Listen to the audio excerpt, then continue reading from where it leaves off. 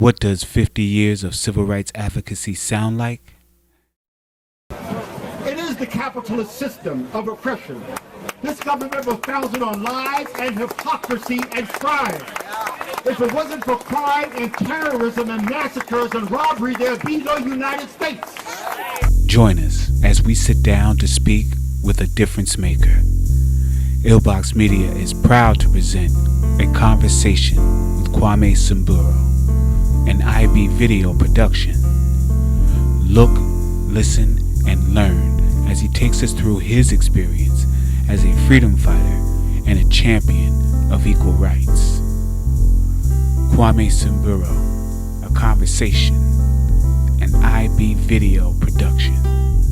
This is a fact, because I don't quote opinions, I quote facts, total facts.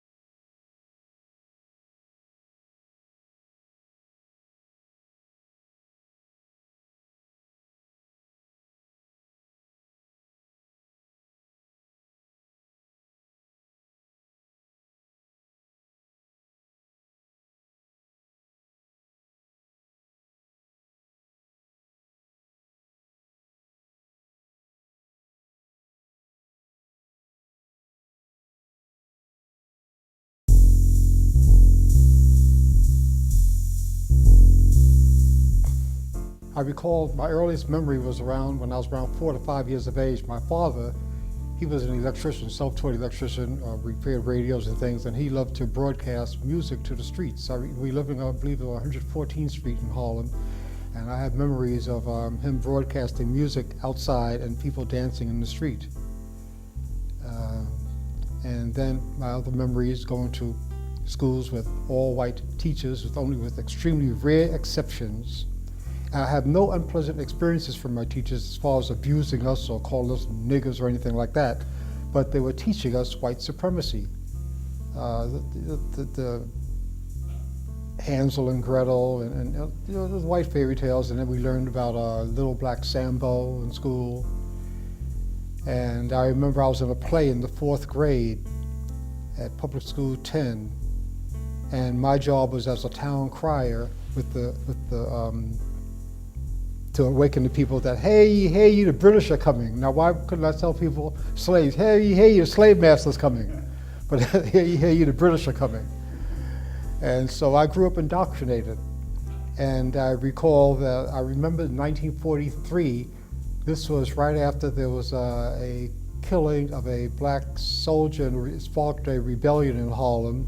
And I remember for a few days and walking through the streets one morning with my mother. She was just looking around the stores being looted and things like that.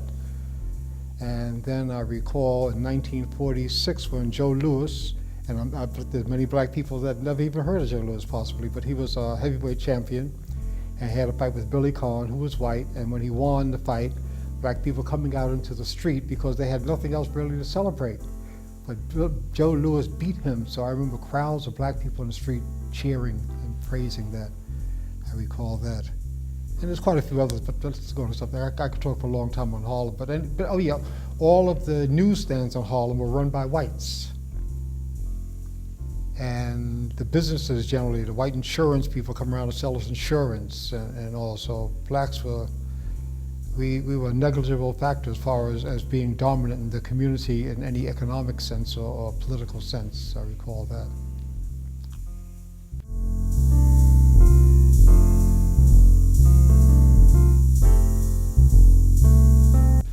Well, I'm sure that the major reason why Buckley had us on the show is because he probably felt that he could embarrass us.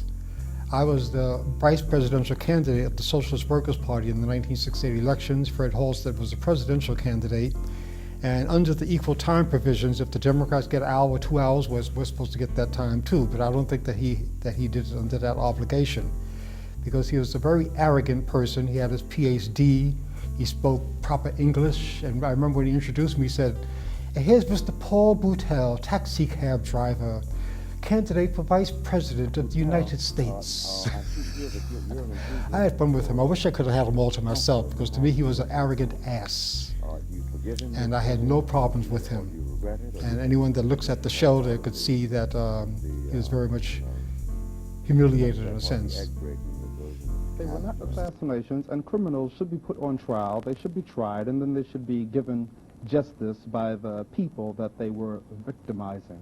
I can assure you that in Mississippi and Alabama and South Africa and New York City that there probably would be many trials where people might be sentenced to a few years in jail or maybe executed or something for all of the many crimes that have been committed against the black people, the American Indians, the Vietnamese people, and the people in South Africa.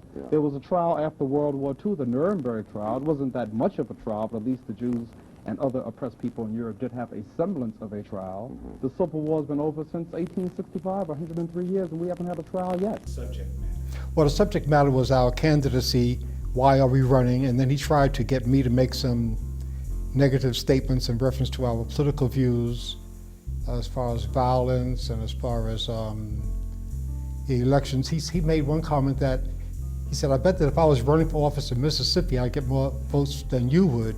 So we're Put liberated. it this way, Ms. Boutel, I'm sure that if I ran for office in Mississippi, I would have more Negroes voting for me than for you. How many votes did you get last time you ran? How I'm many sure of people one thing, voted that for if your you went party down to during the Mississippi and told black people they were free, you would be running and it wouldn't be for office.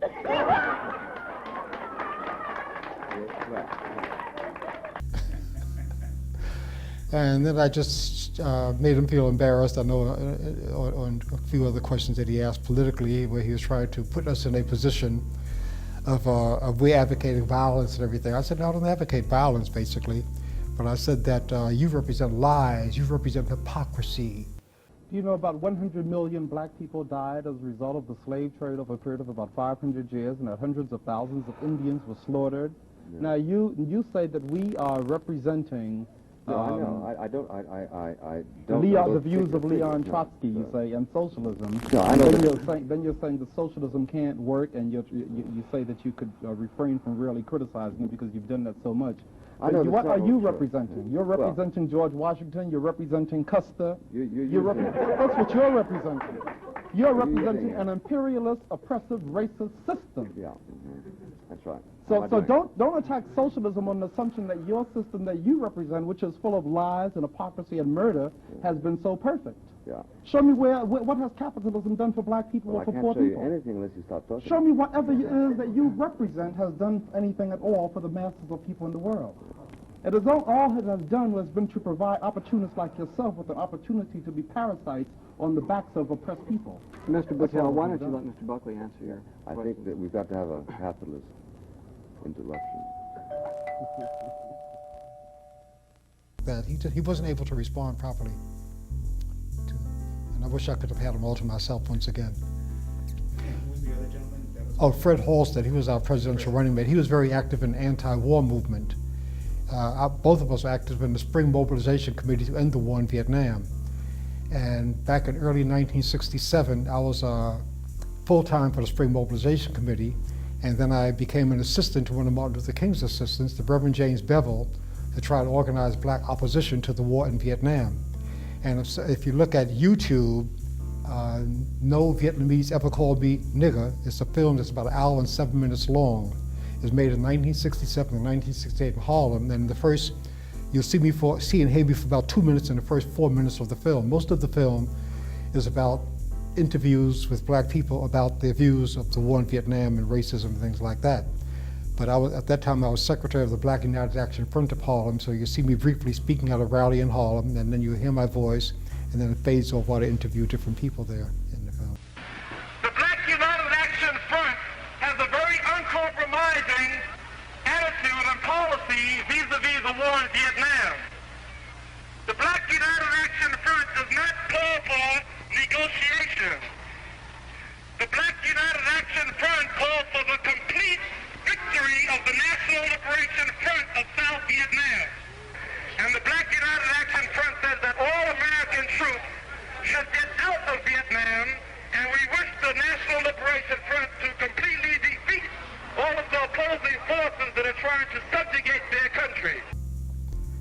Then there's another film too, on YouTube. If you put in YouTube, Kwame Somburu, Occupy Boston, and you will see me in October of 2011 speaking at a rally in the black community of Boston. It is the capitalist system of oppression. This government was founded on lies and hypocrisy and crime. If it wasn't for crime and terrorism and massacres and robbery, there'd be no United States. They massacred the indigenous people around this country and stole their land. They had concentration camps that they called slave plantations. Later on, they had concentration camps that they called reservations. And then what they did here is what they're doing now around the world is a continuation of what they've done here. This government was founded as a conspiracy. 55 privileged white men held a secret meeting behind closed doors in the spring of 1787 in Philadelphia to discuss a constitution. No poor whites were there, no women were there, no Africans were there, no Native Americans were there. They had armed guards at the door. And then they lied to us in school to tell us this is our constitution, no, it's their constitution. What I would like to see come out of this movement one day, maybe in 6 months, a year, whatever, is when we have our convention to develop our constitution to represent us.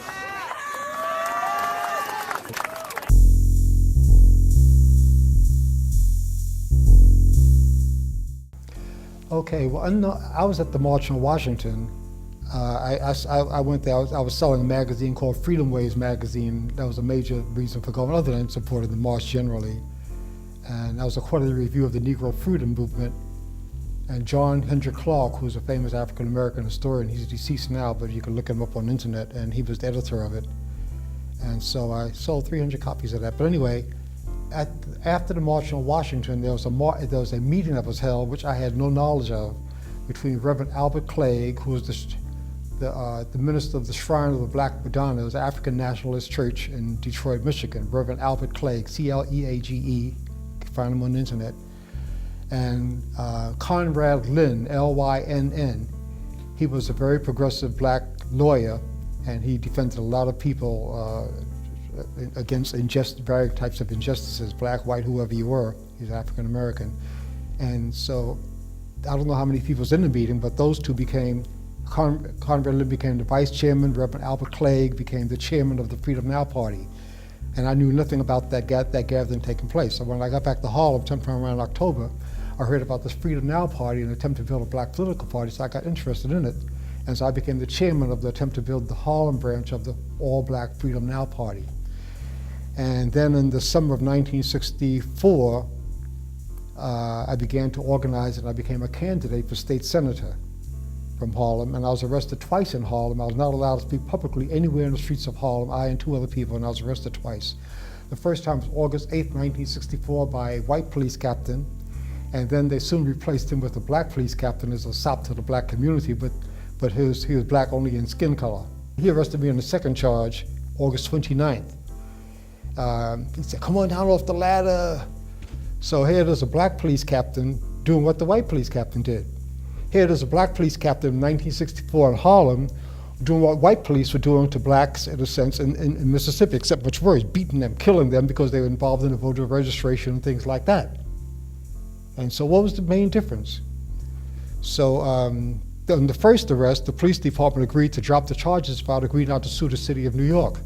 So I agreed because a second arrest was being planned for late August, where we would take the case to court. And it was taken to court, and the ACLU defended me, and I won the case against the cities. Those are the only two times in my life I've ever been arrested.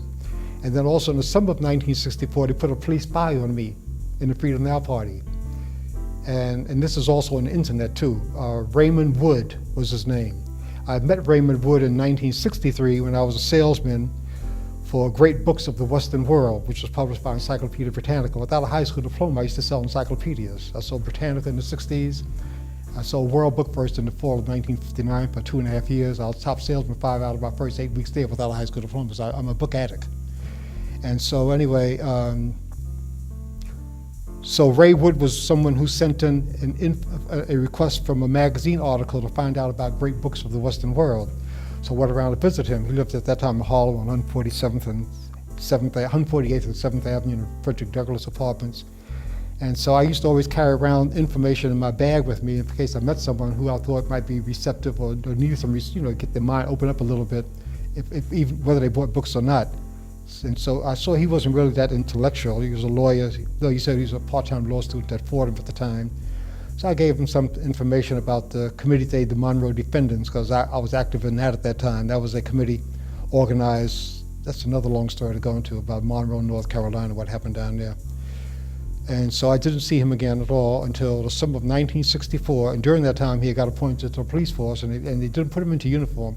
Right away they put him into spying on the black community. Raymond Wood, look him up on the internet, and you'll see it, and me mentioned there too. And so he was agent provocateur. He was trying to see if he could find me, provoke me, and maybe doing something illegal or plotting, but I wasn't interested in nothing at all like that. So it was just a waste of their money and time with me.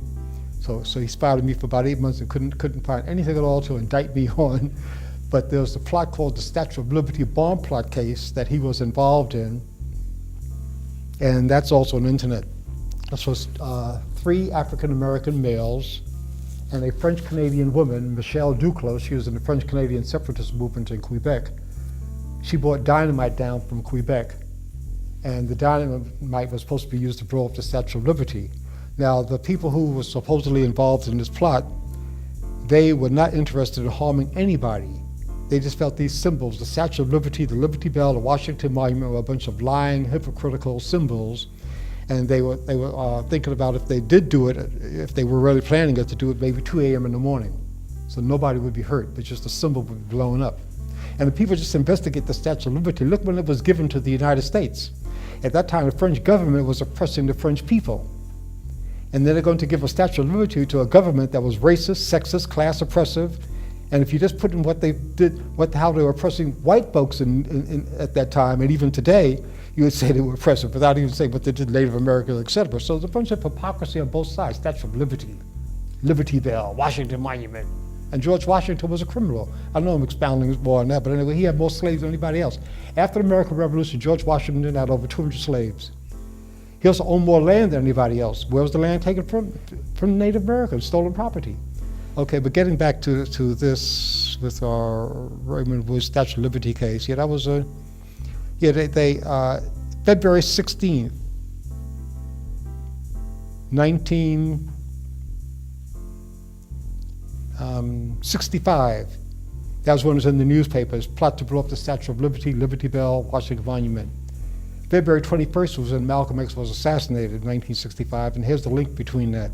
Because things weren't going too well with the Freedom Now Party. In the state of Michigan, they got about 23 candidates on the ballot, including Reverend Albert Clay for governor, and they got about 5,500 votes total. So that sort of disappointed them, and the majority of them just started disbanding. Some went back to Democratic Party, some became apolitical, went other areas, etc.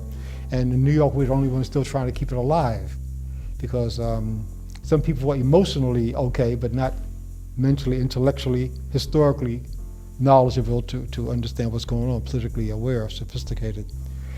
And so when that broke, the Statue of Liberty, and Ray Wood was involved in the statue, he was involved in the Freedom Now Party. He became the co-treasurer and secretary.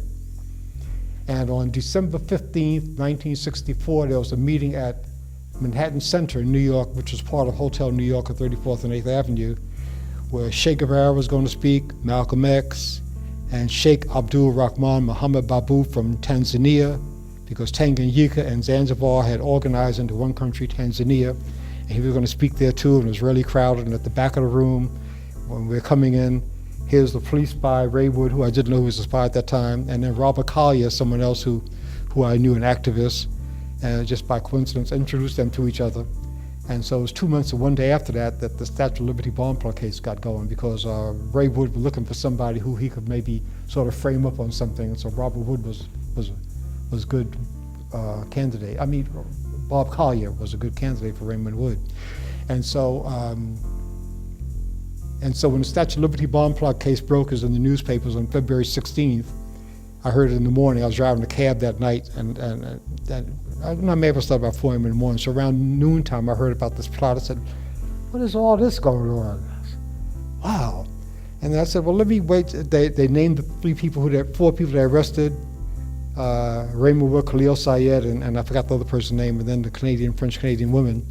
And I kept listening to the radio, WINS radio, and then at 3 o'clock it said undercover agent was Raymond Wood. I said, oh, my man Ray. And so then I and some other people who were sympathizers to the Freedom Now Party, or one or two members, we decided let's have a discussion about whether we should keep it going or not. So the convenient place to meet, we felt, was at the Audubon Ballroom on February 21st. And so I got there about 2:45. And so we met there. And here's something else too, that was leading up to the assassination of Malcolm X. That I thought it was funny that there was no visible police outside. And I'd been to about 8 meetings before. And a couple of police cars would always be outside. And this time, after Malcolm's life had been threatened, like in France, he had a problem there, even getting off the airplane and everything like that. His house was firebombed 1 week before that, 2 a.m. in the morning. And here it is, there's no visible police. Right away, I thought something's wrong. So I remember I asked the person outside, who could have been either just a naive person, a member of Organization of African Unity, or he could have been Afro-American Unity, or he just could have been an undercover agent. I know, but I said, hey, where's the police? Oh, don't worry, but let's go inside and have a seat. So I went down and sat down, and so I'm sitting talking to, there's about 5 or 6 of us around here like this, and then the guy in back, I heard somebody say, man, get your hands out of my pocket. This was just when Malcolm X came out to speak. He's introduced by, I forgot his name right offhand, sometimes I forget these names, and he said, here's a man who will give his life for you. And the guy said, get your hands out of my pocket. I said, man, why don't these people stop that? I had my 9-year-old son with me, he was sitting right next to me on the right. I was just going to be there just for about a half hour and then go to work. And so then I heard the guy once again say, get your hands out of my pocket. And I heard Malcolm say, hold it. And I heard gunshots firing, boom, boom, boom, boom, boom, boom, boom, boom, boom, boom, boom. But as soon as, like right now, we're sitting here, if I hear any gunshots, where's the bullets coming? I hit the floor. Or I grabbed my son, we hit the floor. I heard the screaming. I heard a couple of more gunshots, heard chairs being overturned, people running, and it wasn't until everything quieted down that I got up. And so I was in a gathering in 2010 it was, 2010, at St. Judson Memorial Church in New York. It was around assassinations, different type of assassinations. I forgot the guy's name offhand, but he organized things. I was one of about seven speakers there on that assassination of Malcolm. And the police had to be involved in it. Here's another thing too, is this. I used to have a video of Police Commissioner Murphy. He was a police commissioner in Harlem at the time. And in that interview, he said that the crowd outside grabbed 2 people, but then one of them was dropped from being grabbed. The only one that they continued to hold was Talmadge Hale, who was wounded in his leg by one of Malcolm's bodyguards in the balcony, and they held him. And then also the New York Post. The first edition of New York Post on February 22nd, Monday, said the crowd grabbed 2 people. The next edition, 1 person. So the one who wasn't wounded was released. And there was a friend of mine who I still know. I knew his parents. In fact, one of his brothers lives in Massachusetts. I know him well. And he was an eyewitness because they let white people could come in. He was white. He was about 4 or 5 rows behind from the stage. And he saw, recognized, and he saw one of the people that was involved. He saw him at a police station a few days after that, maybe 2 or 3 days after that, when he was in there being interviewed by the police, and he saw this guy coming out of a door, and walking away. And so, the police were definitely involved, and the FBI. Same way, the United States government killed Martin Luther King. Anyway, that's going for too long. Let's get on to something else. That's a long story. So much.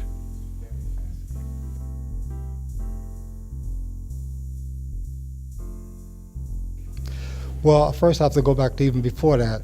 And I quit school January 2nd, 1951, vowing never to go back. I was thoroughly bored. I was not a dropout. I left back 3 times in school, once in the 9th grade, twice in high school. I just stopped working. Well, I was playing around too much in 9th grade. When I got to high school, for the first month and a half, I said, well, let me try and see.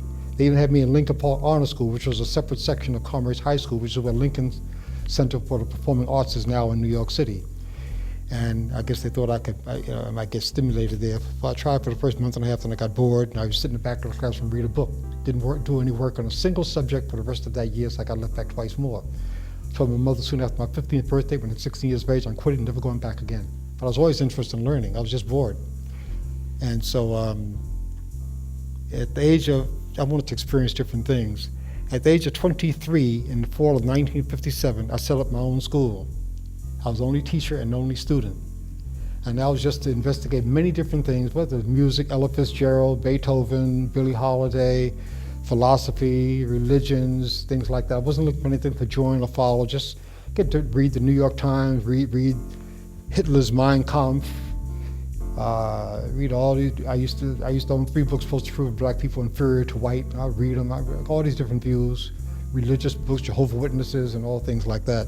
I wasn't looking for anything to join, just curious. I wanted to check out people's mental food.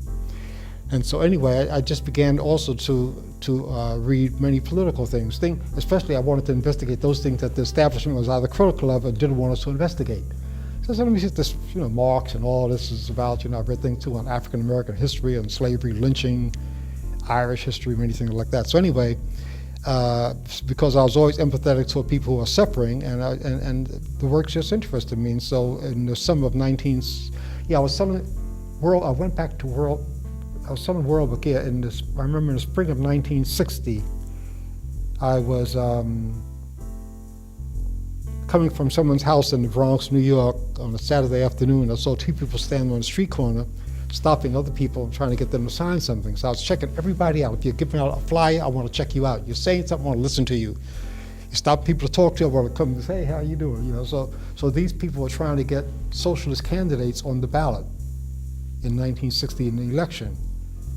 So I said, it seems interesting, because I was a little curious, empathetic about socialist ideas. I read some different things. So I said, invite me to one of your meetings.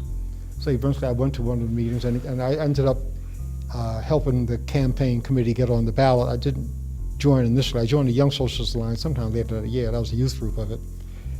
And anyway, I started calling myself a socialist, a scientific socialist, because we look at everything from a scientific point of view. And so that's how I got involved in that. And then eventually I joined the organization in 1965. And that's when I wrote something, why I joined the Socialist Workers' Party.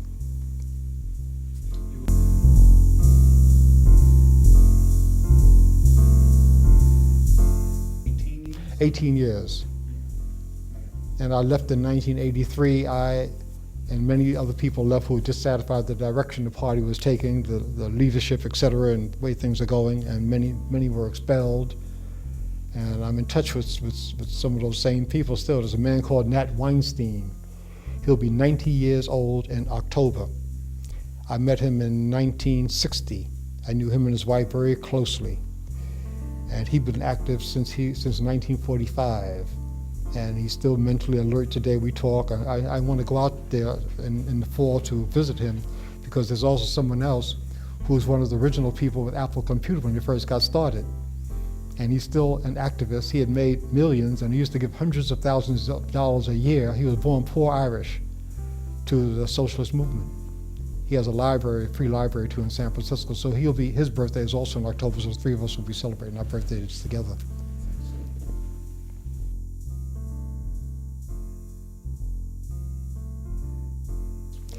Okay, well, we look at everything scientifically, and I would say that practically every human being in the world, whether they're Hindu, priest, or whatever, they look at things, most of the things scientifically, because if they make a fire, they do that through science. Science is what makes a fire. If they tie their shoe, that is science. When we want to find out the weather, some people might try to look at their horoscope to find the weather or some Bible, but they basically want to talk to a scientific weather person to find out the weather. And they fly in airplanes, and I remember like over 100 years ago, there's some religious people that were saying that if God wanted us to fly, he would have given us wings. They're using internet, they're using cell phones, so they're depending on science. But show me where science is depending on religion to find out their things about astrophysics and all like that. So I look at everything scientifically. Eating food, cooking food, all that is science. So that's why I look at it. So that's why I say I'm a scientist, and sometimes people have asked me, are you a physicist or something? I said, no, I just look at everything scientifically. If I said I was religious, that doesn't mean I'm a minister. Everything, getting your hair cut is science. That's what it is, and that's what the world depends on. Show me someone that can get along with no aspect of science whatsoever. I think you would find that to be impossible. Because when people were making a fire with rubbing sticks together, something like that, that was still science. They weren't praying for those sticks to start a fire. Okay, well, I'll try to be more, maybe a little bit general, but nationalism by itself has no class content. So therefore, if I'm a black person, I'm a nationalist, this means I'm going to support what was it, the dictator of the Congo for a while, for Joseph Mobutu. Yeah, okay, just because you're black, so what? No, there has to be something else involved in it. You know, so class conscious means that in the capitalist society, and in societies generally, they have been classes, but under capitalism, there's two classes, ruling class on top, working class on the bottom. So is your nationalism a nationalism that sees no class content? You're for the black folks on top who don't give a damn about kicking ass the black folks on the bottom? Or are you for the black folks on the bottom, or the white folks on the bottom, you know? So I'm a class-conscious nationalist and a scientist, because I look at everything from a scientific perspective, as I had said before. And so to me, black nationalism had a class content. Now here's a good example of that. When I was a candidate for state senator of the Freedom Now Party in 1964 in August, I won't go through all the different types of harassments. So anyway, I couldn't speak publicly in the streets of Harlem, I and two other people. This was right after a black youth had been shot and killed by a white police officer in July of 1964, when he's coming home from summer school, and then it sparked a rebellion in Harlem, and after that, there's certain people they just wouldn't let speak. And so even though I was a candidate for public office, didn't do anything illegal, I couldn't even get a sound permit, so I was going to speak without sound. And then I was going to speak on one corner in Harlem, and they said, police officer said, I'm sorry, James Lawson, listen, he has this corner at this time. So I said, I found out he's not going to be speaking here till 7 o'clock. Well, he got the corner from 3 to 7, 7 to 10. First time in history I ever heard of that. He wasn't even there. So I moved across the street to speak, and that's when they arrested me and charged me with being loud and boisterous, disorderly conduct, and everything else. So anyway, so my nationalism has a class content, not just because you're black.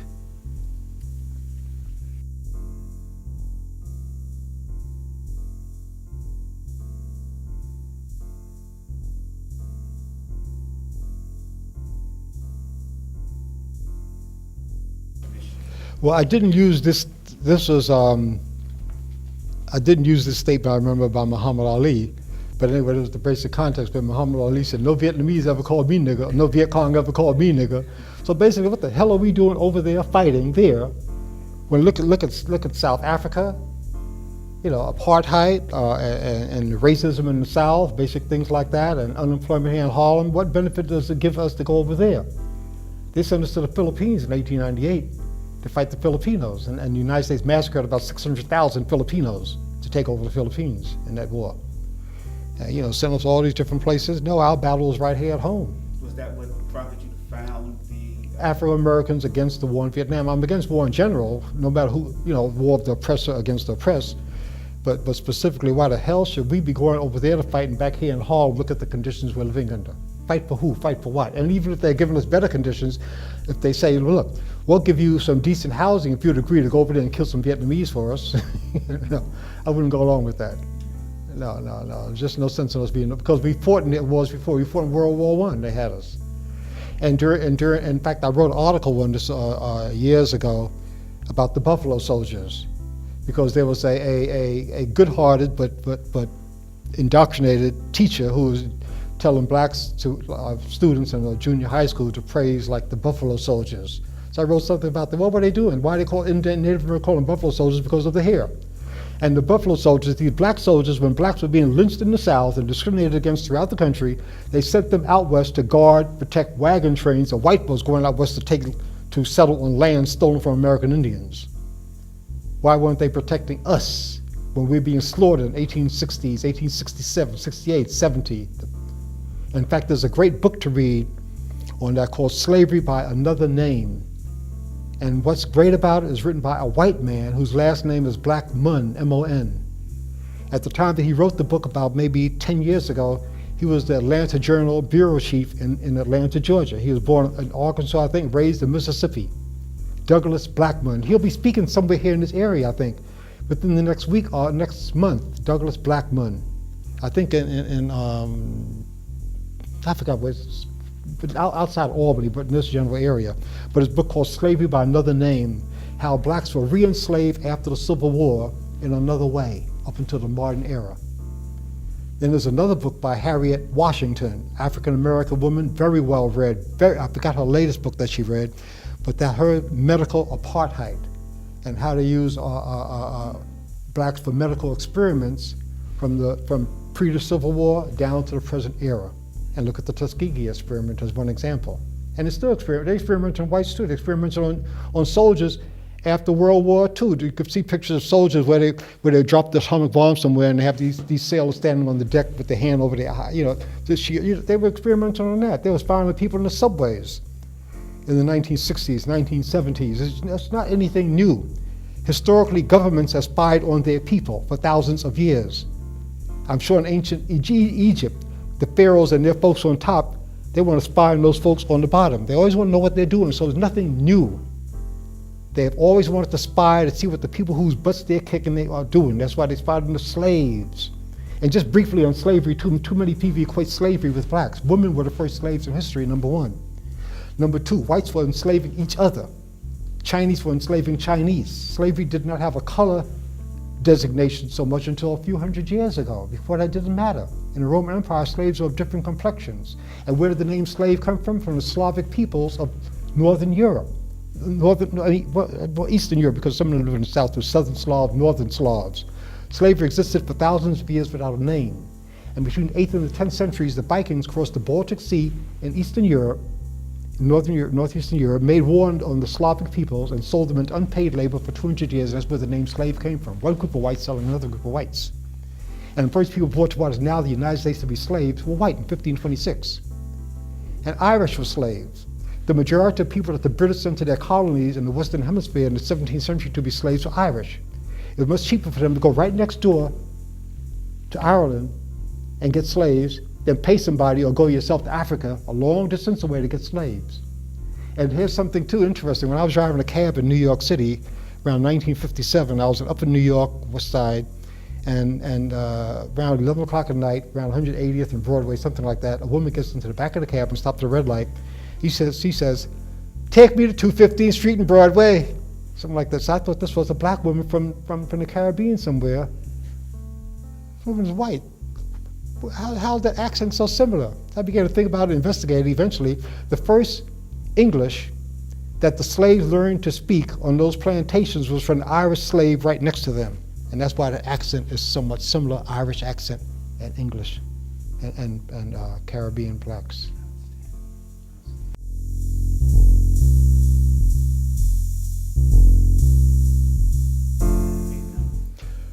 Well, the strategy was to build mass mobilizations against it, the war, and Martin Luther King began to see that was really something very negative. He gave a speech April 4th, 1967 at the Riverside Church, and many people feel that that's the one that really marked his death warrant, because he was murdered 1 year after that by the United States government. FBI was involved. Look on the internet, it's documented, there's books on it too. FBI hated Martin Luther King. The FBI did not get involved in the Klan to break it up. They did not get involved in the Klan to find out who's going to get lynched next or who got lynched before and prosecute these people. No, they did not do that at all. The purpose of the FBI was to defend crime, not to fight crime. Whose definition of crime? And just before I get back to that, one thing is that Benjamin Franklin said after the signing of the Declaration of Independence, he said, "Now, gentlemen, we must all hang together, or most assuredly we shall hang separately." Why? Because the British government would have hung them as criminals against the authority of the British government. So from the British government, Washington, all the rest of them were criminals. From their point of view, the British government was criminals. So it depends on whose point of view do you have. Yeah, so the strategy of the Spring Mobilization Committee was to organize mass opposition against the war in Vietnam. And I was working full-time for the committee in early '67, and I was an assistant to one of the King's assistants, the Reverend James Bevel, to organize a lot of black opposition against the war. And so I was secretary of the Black United Action Front of Harlem. And actually, if someone looked, I mentioned this before, No Vietnamese Ever Called Me Nigger on YouTube. It's an hour and 7 minutes long film, and the first two of the first 4 minutes, about two, you'll see and hear me speaking at a rally in Harlem. And so I did organize between 3,000 and 5,000 African Americans to take part in the march, at a gathering of 400,000 people that marched to the United Nations on April 15th to oppose the war. King, Dr. Benjamin Spock, Stokely Carmichael. As a matter of fact, I invited Coach Stokely Carmichael to come up to Harlem, and he came up there and spoke at 9 a.m. in the morning on April 15th at 135th Street, Lenox Avenue. That was to mobilize blacks out of there to go down to Central Park. And then also I went out to a Sioux reservation, in Mission, South Dakota. And I met with the Sioux Indian chiefs out there, and I talked with Robert Burnett, who was head of the National Council of Indian Affairs, which is similar to, you might say, the NAACP. He was a very honest, nice guy. He even came to Harlem too. He spoke at a meeting in Harlem. 3 of us, and the newspapers were there, the radio was there, television, but nothing appeared in the papers about what we said, because they couldn't use it. So anyway, now, so I organized people there, black folks opposed to the war, and anyway, it was interesting. I'm against any war of ruling classes against the masses.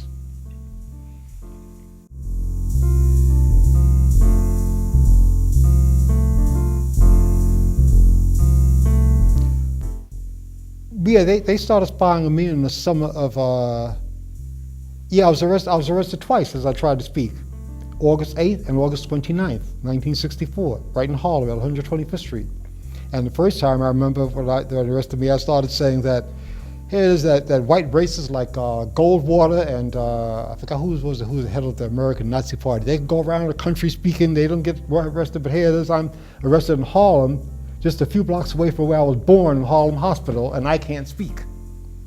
And I started sounding off on the whole system. They said, take him down, come on down.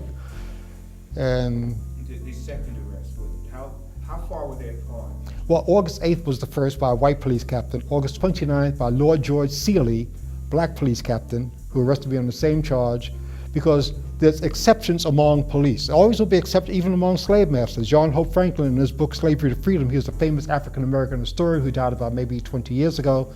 He wrote that after the American Revolution, there were 2 slave masters who were so disgusted with slavery, they set their slaves free. And then there was the son of a slave master who lost his life leading a slave revolt. Then there was the Grimke sisters. Their father was a wealthy slave owner, but in their late teens, they became part of the abolitionist movement and remained loyal to opposing racism and things like that until after the Civil War. They married abolitionists, so there's always exceptions. One of the exceptions I'd like to mention is this, a personal exception, because I know that, but in general, the role of police is to defend crime. Because the people on top, they organize armies and police and courts. Slaves, peasants, poor people, people that work for Walmart, the masses, they don't organize police or anything, or National Guard. The people on top do that to defend their interests, and the police are indoctrinated to do that. But here's an interesting exception. In the summer of could have been not summer, spring, or maybe early fall of 1970, I was invited by a professor who was very progressive at Lincoln University, white professor too, to speak to his class and a few other classes. So I was driving there in Laurel, Pennsylvania, looking for a gas station because I was low on gas. It was after 11 o'clock at night, and I see a place looked like it was open. I drove up there, place was closed. So I'm standing looking all dejected. Here comes the state patrol car, 2 white state Pennsylvania police officers, and asked me what's going on. So I told them. They were very polite, very respectful. They didn't search me, didn't look at me mean. had me sitting to the back of the police car, and they drove me 20 miles away to a 24-hour gas station in the state of Maryland and drove me back to the car. They could have done anything they wanted to me at that time. Anything. This nigga was trying to break into this gas station. He was doing this, doing that. But they didn't.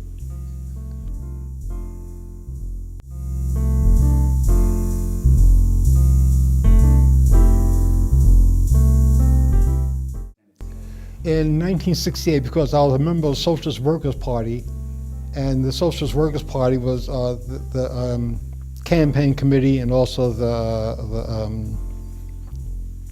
the national committee. They were discussing, election campaigns, local election, national, things like that. And so they were discussing what type of gains that the party felt they could make in this campaign. And they felt that anti-war movement was a major part of it, an issue that should be continued to be fight about, and also the Black Power movement, Black nationalism, things like that. And so they felt that Fred Halstead would be great for the anti-war movement. I'd be great for the anti-war movement too, because I was involved in that, but also the Black movement. So then they asked us, would you like to be a candidate? See, and if you do become a candidate, what would your expenses be? What would you need for child care, for this or that? And so then they discussed that they could give us a subsidy, to help us along and to campaign full time. So I accepted, and that's how I became a candidate. Because socialists are different from capitalist parties. And so that's the way they do it. They do it as we. It's not somebody think, I want to do this. No, we don't operate that way, no. And so when you run, you're not representing yourself. You're not representing me, you're representing we. Because I tell people 1 finger makes a point, but 5 fingers make a fist. And the ruling classes do not want those fists to be united, those fingers to be united. They want them apart from each other. And if the thumb says, I'm going to make a fist without that pinky, okay, well try. You try making a fist without that pinky. They all have to be united. The body is a unity of different organs for one purpose. But here's something too that might surprise you. There's one type of white supremacy I totally believe in. I totally believe in this type of white supremacy to be able to kill, oppress, exploit, not exploit, but kill and eliminate what it desires to eliminate, what it is created to eliminate, white blood cells. Yeah, okay, again, Socialist Workers' Party became a candidate in 1969. Now, they didn't want us on the ballot. Lindsay was running. That was his first year. And he ran, he left I think he was Republican, then he left the Republican Party, and he had 2 ballot places on some Reform Party, which the name I forgot, and the Democratic Party. And then when we filed our signatures, we would be right in between those 2, number 2. And so Lindsay's campaign committee got upset about that, and they felt that some people might accidentally vote for, some votes might, instead of going for them, they would go for him, for us. And so they appealed to get us off the ballot, and I forgot the title, but anyway, the folks who were in part of the Electoral Commission were 2 Democrats and 3 Republicans, and the names are different, but they both support the same thing. And they were both against it, and they ruled against us, and we were taken off the ballot. We appealed, and then ACLU took our case, and they said after the election we did win, but they'd find some other way. In Michigan, I think it was Michigan, when we got on the ballot there in '68, they changed the rules, the regulations, so we couldn't get on the ballot the next time, because we was able to get on the ballot in about 22 states in the country, because they don't even want you on the ballot. So they control the ballot structure. And so I ran for mayor, and for us, we never lose any campaign, because our reason for running is different. After every single campaign, we have a victory celebration to celebrate what we won, because we're under no illusions about the electoral process. It's a fraud. There's no ruling class in the world that will allow you to pray them out of power or vote them out of power. They bring out the troops. Suppose George Washington, Patrick Henry, Ben Franklin, and the rest, Thomas Jefferson would have told the British, look, we had a convention, we had an election, and we decided we don't want the British over here. The British said, okay, you don't, huh? And there were some troops over. That's a fact. That's a fact of history. And then even look at the American colonists too. They didn't even want to take credit for some of the crimes they were doing against the British. When they threw private property at the Boston Tea Party into the bay, that's private property, and they're supposed to be so succinct on private property. And they describe themselves as Native Americans to do it.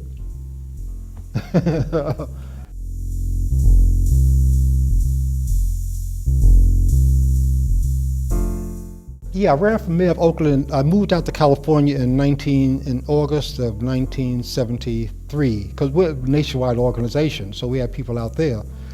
So they nominated me to be their candidate for mayor in 1977. And my wife ran for mayor out there. My deceased wife, she ran for mayor in 1981 in Oakland, and 1982 for Oakland City Council. She was an activist also. And so we just use campaigns as another means to publicize views. That's basically it. Is that the same as running? Yeah, I ran for Congress 3 times. My first campaign was against, was in New York City. Rangel was running at the time, and I was calling him a demo-publican because he had switched from the Republican Party to the Democratic Party. And I remember organizing a rally right in front of his campaign headquarters, and anyway, he knew I was critical of, oh yeah, and this, a friend of mine who was an accountant, he had a little business in Harlem, but he's very progressive friendly, and so he was invited to a campaign support gathering at Jackie Robinson's home, and asked me would I like to go. He knew about my politics. I said, sure, that should be interesting. So I did go there, a girlfriend of mine, and then I always look at people's mental food. So I shook Jackie Robinson's hand, his wife, and met them. I looked at his books. I'd like to see what goes into here. You can better tell what comes out here. And he used to be a great Nixon supporter too. He had a book autographed by Richard Nixon to him. But then he became critical of the Republicans. Anyway, he was supporting Rangel. And then Percy Sutton, who was head of the NAACP in New York, he was there too. And he said, I hope you're not here to cause any trouble. I said, no, not me. I was just very amicable, smiling, talking to people. No, I want to pick people's minds and just be friendly. That's it. So I goes, no problem. Yeah, so I was there. Oh yeah, here's what I want to say about Rangel. So Rangel won the election, and then this one, James Baldwin's play Blues for Mr. Charlie came out. And so it was opening up in downtown New York, and I was driving the taxi cab at the time. Okay, so I was in downtown New York, and one evening, it could have been a Saturday evening, I can't recall, but I see Charles Rangel and 3 or 4 people going to see the play. I said, oh, some people go to Congress and others go to driving a cab after the election. So he said, oh, look, I'd like to talk to you. He said, Kwame, I'd like to meet with you. So anyway, we did meet at a Harlem luncheonette on one Saturday afternoon, and I just wanted to see what was on his mind. So basically, he was just trying to con me. He said, seem like you have some, talent, ability, known here in Harlem, see if there's some place for me in his administration. I wasn't interested. Yeah, so Rangel, they're all phonies. There are people around the world that have similar views to mine. That's in Japan, China, South Africa, Germany, England, Argentina, Australia, Canada, Mississippi, California. We have similar views. And there's not a single person in the world that could defeat us on our basic views. Not a single one. I've never had a problem with the audience in my entire life.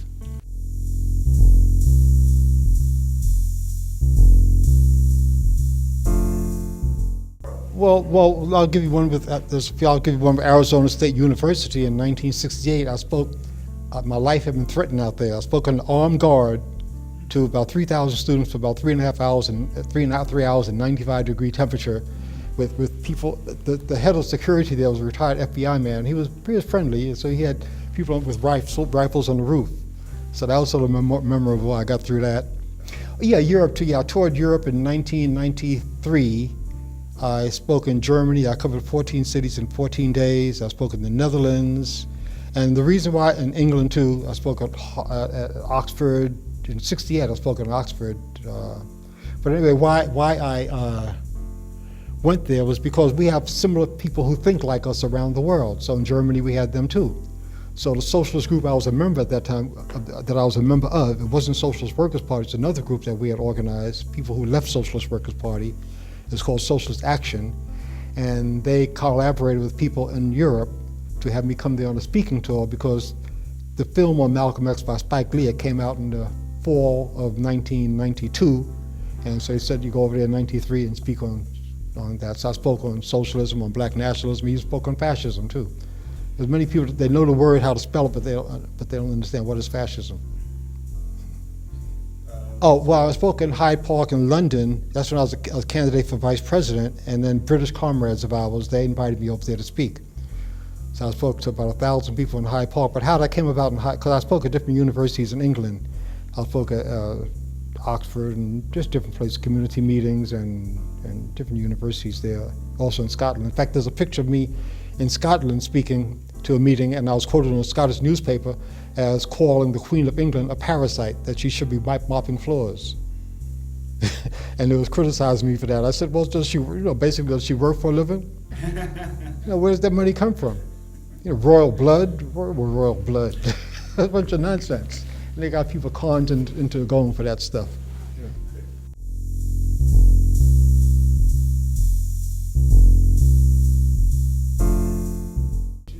Oh yes, it is interesting how that came about too. When I organized, first in July of 1970, a full-page ad appeared in the New York Times signed by 100 black Americans, including Jackie Robinson, A. Philip Randolph, Bayard Rustin, who was supposed to have been a pacifist. He's a hypocrite, but he did do some good organizing with the March of Washington, calling upon black Americans to support the state of Israel and asking the United States government to give Israel all the weapons that it needs to defend itself. So now Bayard Rustin never said anything about black people getting weapons to defend ourselves. And so I took umbrage at that and organized some other people, and we organized a group called Committee of Black Americans for Truth About the Middle East. And we got many signatories, including Malcolm X's sister, Ella Collins, who I knew personally, and quite a few other people. And we put a half-page ad in the New York Times, November 1st, 1970, saying that we call upon black Americans to oppose the Zionist state of Israel. We're not anti-Jewish, we're anti-Zionist. And as Jews I know personally, and who I don't know personally, who are anti-Zionist. They don't support Zionism at all. So, and then I also went to the Middle East in August. As a result of getting publicity for that ad, I was a guest of the General Union of Palestine Students. And I spent a month in the Middle East in August of 1970 in Lebanon, Jordan, Syria, visiting commando of refugee camps. I even shook the hand of Yasser Arafat, yeah. But it was an interesting visit there too.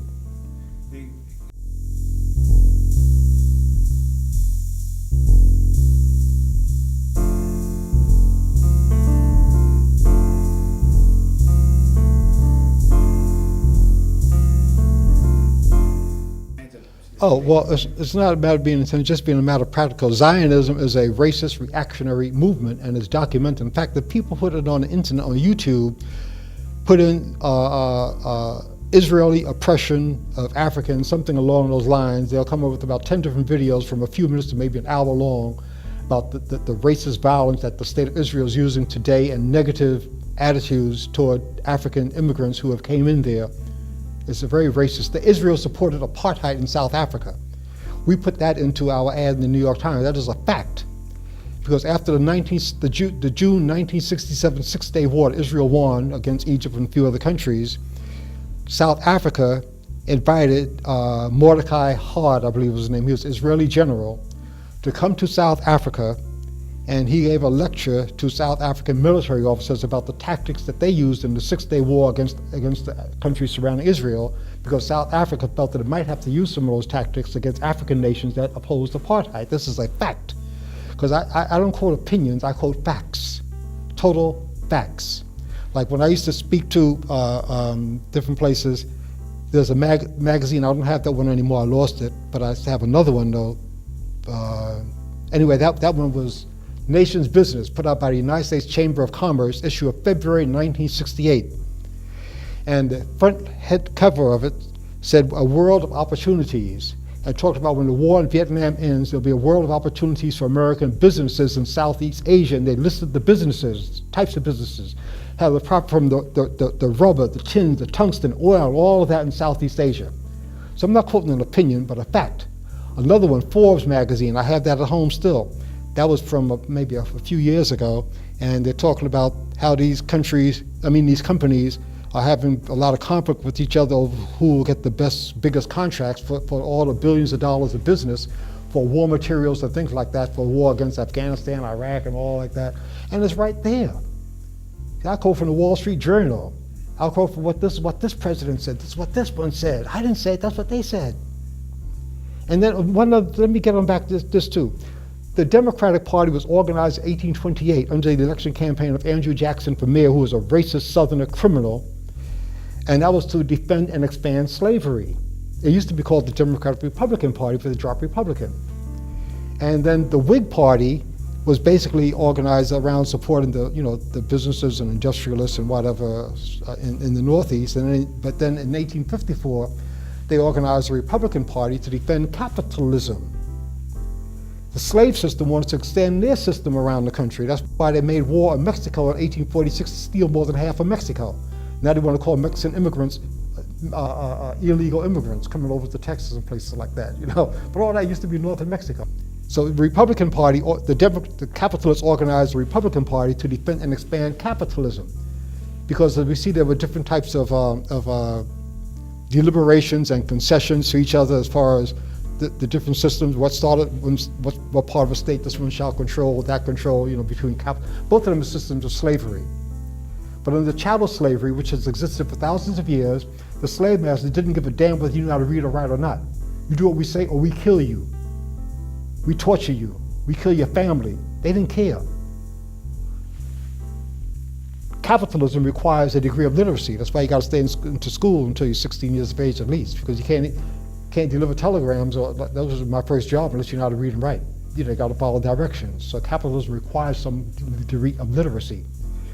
But they control the mind. So capitalism is based more on mental indoctrination, but if that doesn't work out, they got the police and the National Guard and the Army to bring out. Another thing too, the National Guard was formed in the latter part of the 19th century, because if the protests of the masses, workers or whatever, gets too big for the police, they call out the National Guard. That's why they were formed. And that's why the armories were basically put into the working class neighborhoods. To keep their tanks and other things there, that's why. And they use the school system for indoctrination. Now, there's always exceptions among professors, but there's not a single school in the world that I would attend to get my definition of an education. But there are professors or teachers, I'd be honored to be in their class, because there's always exceptions.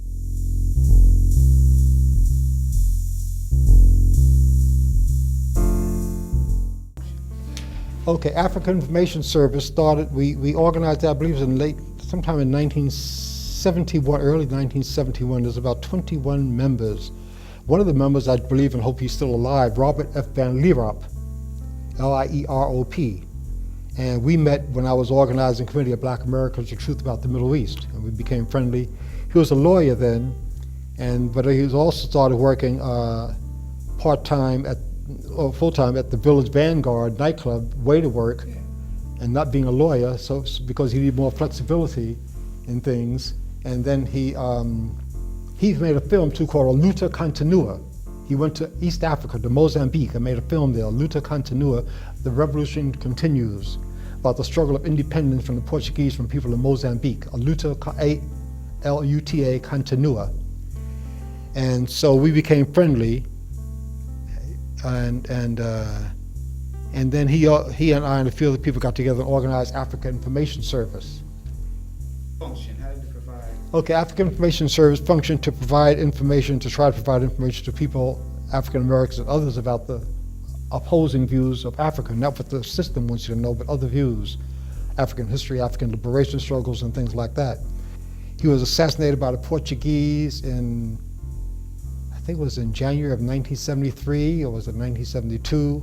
He spoke at the African Information Service to a meeting, then he spoke a few other places, then went back to his country, and the Portuguese, who were Amilcar Cabral, C-A-B-R-A-L, Amilcar, A-M-I-C-A-L, Cabral. And he was in his 40s, and he was assassinated by the Portuguese in Conakry, Guinea. And because he was critical of the struggle. Because of international travels, he traveled different places speaking about the film on Africa and other things like that. And then when this is Vanuatu, V-A-N-U-T-U, V-A-N-U-T-U. That's in the South Pacific, and that's part of the Black Islands, Melanesia. There's Melanesia, the Black Islands. There's Micronesia, the small islands, and then I forgot the term for the bigger ones like Hawaii. But Melanesia is the Black Islands in the South Pacific, and people there that looks just like folks from Africa. And so Melanesia, so Vanuatu was getting its independence, or got their independence, and they wanted somebody to be their ambassador at the United Nations, and they knew him from his international travels. And so they asked him, would he be the ambassador? And he was the ambassador to the UN, Robert F. Van Lierop. He was an ambassador for 18 years. And then he left because the government was getting so a little compromised there and just had some views he just didn't go along with, so he left. His nation became eligible to have someone be chair of the United Nations, of the 44th Committee on Decolonization. I lived in California at the time, so he asked me would I like to come and speak. So I said, sure. So I went out there and I spoke to the 44th Committee on Decolonization. Well, you could have spoken there too, because you just go there, put your name on a list, and you get up there and speak. And if there's room, they let you get up there and speak.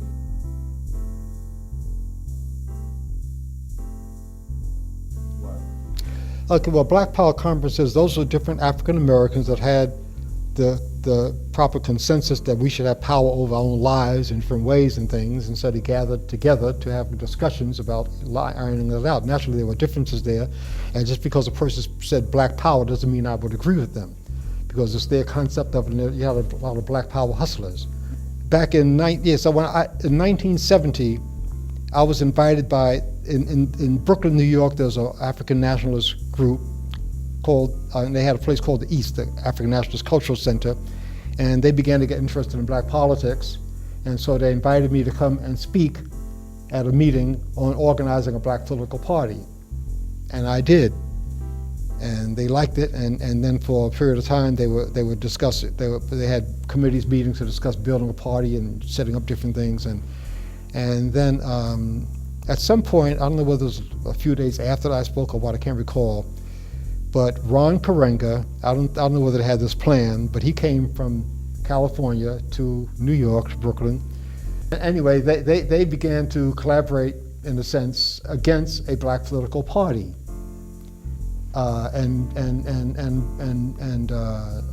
Jones had organized the Committee for a Unified New Arc. And they supported Kenneth Gibson, a black person running for mayor. And Baraka, Imami Baraka was talking about having a committee of black, a committee, supporting, I forgot, Kenneth Gibson for mayor, committee for a unified New Arc, and have Afro-Democrats, Afro-Democrats. Anyway, Kenneth Gibson got elected mayor, he turned his back on them. Why didn't that teach him something? And so then even have you heard of the conferences that they have at, oh no, this is before that. Back in 2008, my deceased wife and a friend who's still alive, who was there, who remembers that, went to a place somewhere in Boston where Imam Mary Baraka was speaking and giving some of his poetry. And so then during the question period, I got up and I said, I praised him for his poetry and things like that, and so, but as soon as I got up, he said, "Oh, Paul Boutel," and right away he started getting negative. And I wasn't trying to be negative. I was trying to find some common ground to be positive. And so then, and at that time he was supporting Obama for president. And I don't support any individual or oppose any individual, because no one person is responsible for it. No one person can start it or stop it. One finger is part of a fist. There's no one slave master that started slavery. No one person stopped it. And slavery, mental slavery, still exists anyway. So he just got sort of negative there. And then he was at the Pace. Have you ever heard of the gatherings at Pace University in New York? Well, for about 10, 12 years, I went to the first 2 or 3, and I enjoyed it. They have 3,000, 4,000 people come there, and they have workshops on many different topics. You could present one yourself. And so he was even there one year to present some topics. Then he was also at another gathering somewhere else, and anyway, he just had a negative, but anyway, he died physically before I could exterminate him politically, mentally.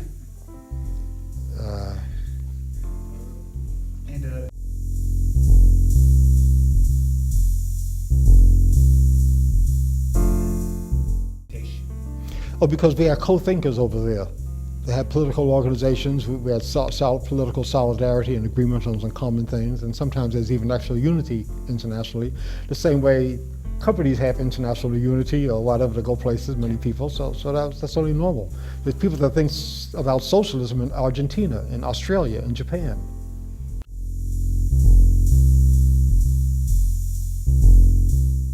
Oh, well, that was because I was the guest of the General Union of Palestine Students in August of 1970. I went to the Palestinian Commando refugee camps in 1970 as their guest. As a matter of fact, Minister Louis Farrakhan and I shared the same platform. We wouldn't know that was going to happen because I heard him speak before.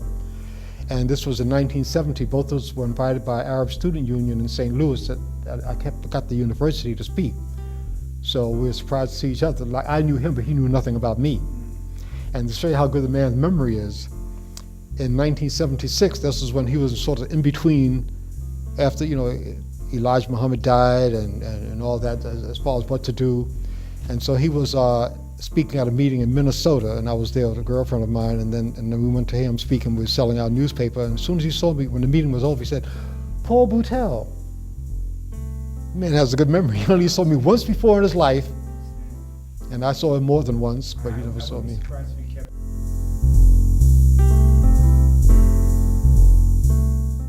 Yeah, why that came about was because people who either might have been new to and being interested in Trotskyism, but basically people who consider themselves to be Trotskyists for decades, organized a conference there to have a discussion about what's happening nationally and internationally regarding Trotskyist thinkers, because there was Trotskyist thinkers in China, in Japan, in Germany, in South America, and different places. And Trotsky, his real name was I forgot that, but anyway, that's irrelevant. He was one of the major political leaders and intellectuals in the world, in the revolutionary world. He was assassinated in Mexico in 1940 in August. An axe was put into his head while he was examining some writings that someone had, wanted him to read his writings, and the person pulled out axe from his raincoat. Bam! 2.5 days later, Trotsky was dead. Stalin was the one responsible for that because he had been wanting to kill him for a long time. Every single oppressor hated him. President Roosevelt hated him. Hitler hated him. The Zionists hated him because he was anti-Zionist for what it was. He wasn't anti-Jewish, he was anti-Zionist. A lot of books exposing Zionism. There's not a Zionist in the world. In fact, there's a good Jewish friend of mine, I've known him since the mid-1970s. He wrote a book back in '76 while he lived with me for about 6 months called Zionism in Age of the Dictators, and I just got his latest book too that he wrote, Lenny Brenner. He lives down in Connecticut right now, so we're still in touch with each other.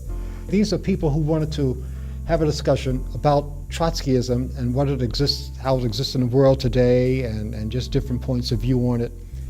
And so I attended that with my wife, and then my son, who's a professional DJ, he was the DJ there too at the conference. He's the one that's in medical school now. It's interesting that you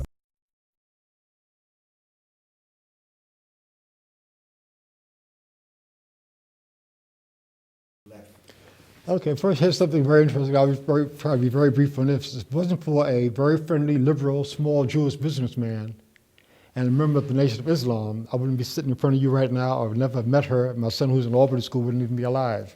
Because in the summer of 1959, I was selling burglar alarms. I've had more jobs than any other person in world history of different types of different things. Anyway, and the guy, he was very friendly. We used to have lunch together and things. He said in August of 1959, he said, "I see you like to read. How would you like to have a job selling books?" I said, "Oh, selling books, great." So he introduced me from with World Book Encyclopedia. I started selling World Books for about 2.5 years. I loved it. And then I left and did other things, Black history and things like that. And then in 1974 or 75, 74, yeah, a member of the Nation of Islam was selling World Book Encyclopedia. I don't know whether he was doing it full or part-time, but he knocked on the door of the person who became my last wife and sold her a set for her son by her first marriage, and because she was a book lover also, she bought the whole thing. And then she was working as a supervisor for information operators at the phone company, and then eventually she was doing it part-time, then eventually she got into doing it full-time, and she became a district manager with World Book. I was area manager, which was the first level. Then I became a district manager later. And so she was at a World Book Encyclopedia convention in March of 1975 in Long Beach, California on the Queen Mary floating ship. And I was the top selling area manager on the whole West Coast. So you know how companies are honor salespeople with a wreath and all this, so I'm up on stage. And then after I got down off the stage, she came up to me and said hello and shook my hand. She was sort of estranged from her husband, her first marriage, and eventually they would divorce. But and about 6-7 months later, our relationship started. And she died 34 years, 10 months, 1 day, 5 hours, and 20 minutes after we met. So our relationship was over 34 years, inseparable. And so she was an amazing person.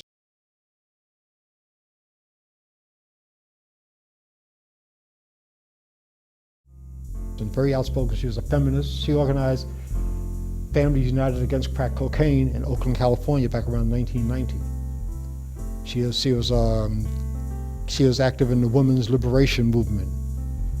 She was active in many different things and learning. She was adjunct professor during her last few years. And without any, in fact, even without even having a master's degree, she used to speak at university. To have a lot of documentation on that. And she gave classes in the mid-2000s in California. Yeah, we lived in San Francisco, Oakland, Albany, Hayward, Stockton, Oakland, California. Yeah, 33 years. Yeah. So anyway, and she was very outspoken too. Once she was peeved at me about something, I can't remember what it was, and she was 17 years younger than me. When I got married to my first wife, she was 3 years old. Now, if someone would have told me, see this 3-year-old girl here, she could be your wife. Oh, you're crazy. Children you have. You must be nuts. So when we met, I was 40 years old, and at that time I was sort of giving up, thinking that I just might not find I knew some good people, but as far as, you know, and some we were very, very close, but just not perfectly mixed. And then to meet her, she was perfection. We were perfection for each other, inseparable. Death was the only thing that could separate us. And so, but once she said, she got peeved at me, she said, I have 3 sons, and you are one of them. I'll never forget that. She was very outspoken. Yeah, so she was at the conference too with us. And why I'm out here in Albany now is because we're living in California. That's where our son was born. And in Alta Bates Hospital. Also, another funny thing too, that when he was born, January 6, 1984, Alta Bates Hospital in Berkeley, California, and it was around noontime. We was coming out with him, put him into the car, and I'm getting the car fixed up, and who should come walking down the street but her former husband. He was friendly. He smiled, said hello and everything, and then he walked on. That's really very funny. Yeah, yeah, her son is now 42, and I've been around him since he was around 3.5, 4 years of age. That's another long story to go into, some issues there that I'm involved in with my granddaughter by him, that he's involved with. Yeah, so she was an amazing, and in fact, 6 months after she died, a special memorial was held for her out in California, June 1st, 2010, by people who knew her for decades. And my son and I went out there for that. Yeah, she was truly an amazing person. I have some documentation on her too, and the classes she used to give and things like that, and always interested in studying. She wanted to get a PhD. That was her goal when she moved out here. And our son, he was very bossy, the one who's in medical school, because he left California in 2001. He was accepted by 7 out of 10 universities. Tufts gave him the best offer, came out to go to Tufts, 2001, graduated in 2005, the double major on the dean's list. I use that sometimes when people say, well, because I say I quit school, will you advocate others? No, I don't. No, that was just for me. My oldest son, he just retired recently. He's 58 years old. He was 58 in October, and he retired after 36 years with the post office. And he graduated from one of the 4 top high schools in New York City, Stuyvesant High School. And then he went to community college for about 8 months. When he dropped out, he just didn't care for it anymore. He quit it. But he reads widely. His writing and his speaking, he has a great vocabulary. The only difference that we have, which we never argue about, he's a Jehovah's Witness, but that's his business, because I support everybody's right to believe whatever you want to believe. He became one at the age of 17. I didn't say, why the hell you want to do that? No. If you change your mind, it's if you want to change it. See, again, as a scientific socialist, we support the right of self-determination for every human being. If you give up anything, it's because you want to give it up. We don't support your right to determine other people's future, but determine your own personally. Go right ahead and do it. You want to dance up and down in front of a fire? That's your business. Makes you happy if you give it up because you want to give it up. And many people don't understand that about the president of France, the lying hypocrite. He calls himself a socialist. Hitler also used socialism to create his fascist movement, because in the 1920s and 30s, socialist and communist ideas, working class ideas were very popular among workers in Germany, because they were under oppression from having to pay back the debts of World War I, and the rulers on top exploiting the masses on the bottom. And communists and socialists were getting a lot of votes. Union membership was very big. Hitler organized the National Socialist German Workers' Party. That's what it was called, to sucker them into it. So they have their definition, and I have mine. And one thing was that Wall Street. Wall Street's first business was selling slaves in 1711. And slavery still exists in the United States today. Mental slavery is the most widespread type of slavery. Look at the books, the reading material at the checkout counters at the supermarket. Look at the reading material at the drugstores, the paperbacks and things, and hardcover books, and look at the videos they have there for people to look at. And then briefly, you've got to close this off soon. Now, in the latter part of the 19th century, for example, baseball is becoming sort of popular, and the ruling classes like people to have something like that to workers to excite them and get interested in. I'm not anti-sports, but anyway, after they work. And so at the end of the baseball season, there's a gap between that and the start of the football season. So that's when we began to push basketball to cover that gap. And then they made baseball as a national pastime. The president throws out the ball.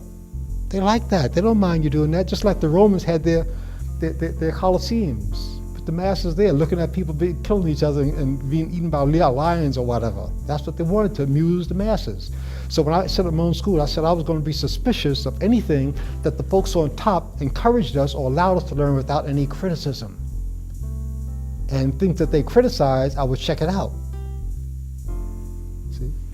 So they just see what they want you to learn, what they want you to look at. That doesn't mean I don't enjoy laughter and looking at, things. In fact, I enjoy a lot of humor. And there's many people that know me, they only know me for humor. They see me, they start to smile. How you doing in the store? In fact, there's a woman, when I go into Trader Joe's down here in Albany, I know a lot of the employees there, they say, hey, how you doing? Then there's a woman, I was talking to a new woman that's working there. She's from Germany. She said, I asked her about her accent. So we started talking very friendly. I made my purchases, and I showed her another woman about 3 cash registers away. I said, see her, she's my grandmother. She said, why, she's your grandmother? This is a white woman that's about maybe 40 years of age, 45 years of age maybe. So I said, yeah. I said, come on over. I said, hello, Grandma. She said, hello, grandson. How you doing? Because I told her about maybe 4 months ago, I said, I don't have any grandmother. Would you be my grandmother? She said, yes. I have a grandmother. Yeah. And then people where I live too, in Towers Colony, and also there's another thing too, is that people are the product of their conditions. The majority of Americans that are senior citizens are not senior in the brain, and it's not their fault, because of the conditions they grew up under. Mentally, look at the senior citizen magazines, what they have for them to do. I know a lot of my buddies who are over 60, 70 years of age, they don't want to do none of that stuff. Nat Weinstein, who'll be 90 years old, he wouldn't think of any of that stuff. He quit school in the 10th grade. He's a Jewish guy. Quit school in the 10th grade. His wife was a wonderful person too. She died about maybe 15 years ago. But anyway, no. So yes, their minds they're retarded. Sure. But I don't go into, once in a while I might touch on something very briefly serious, but they can't really comment on it. So we joke and they see me, how you doing? I tell them that one of the greatest things about cold weather, this is the best weather to get into a heated argument because it's easier to cool off. And they laugh at that. I just tell them different things. They laugh. So when they see me, or they start smiling. So that's about it, right? Yep, that's